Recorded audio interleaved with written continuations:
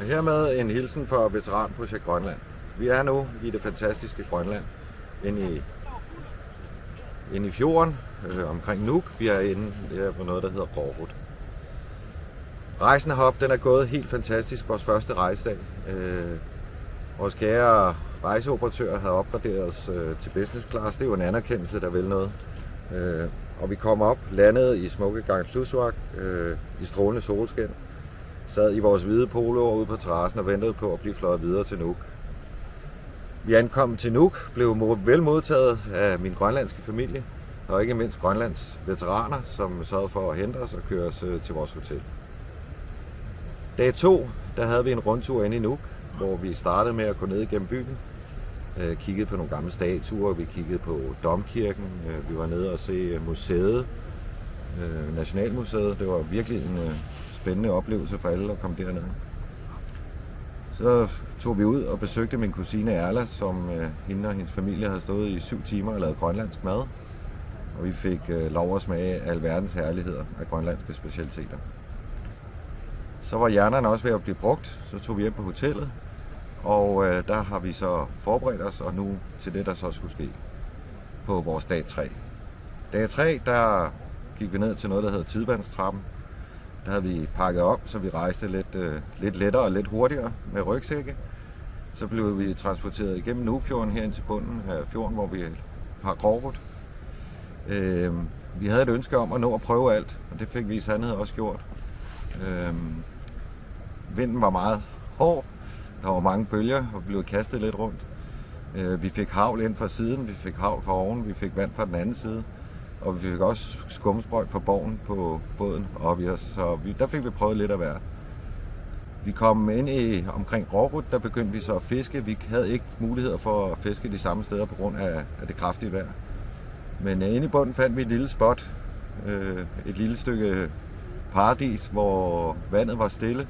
Der var en regnbue, hvor man kunne se begge ender, og for enden af begge enderne på regnbuen, der fandt vi torsk, og vi fandt rødfisk. Og dem har vi så taget med ind og har spist her i går aftes inde i Qaqortoq, og det har smagt helt fantastisk. Nu er vi så gået en lang tur op i fjellet, hvor jeg virkelig kan mærke min alder, når vi går opad, men det tager ikke oplevelsen væk fra myg. Det tager ikke oplevelsen væk fra at gå i den her fuldstændig vanvittige natur. Folk, de har en fantastisk tid heroppe. Vi får hele tiden meldinger om, nej, hvor har jeg sovet godt i nat. Det er det Grønland kan, blandt andet. Vi står her et par timers march væk fra vores hytter. Lige om snart, når vi har spist vores frokost, så tramper vi tilbage. Og så skal vi have en kop varm et eller andet og et stykke kage. Og så spiser vi sammen i aften, og så er der mulighed for, at man kan gå ned og fiske lidt på broen. Og i morgen kommer så selve flagdagen. Flagdagen, den store anerkendelsesdag.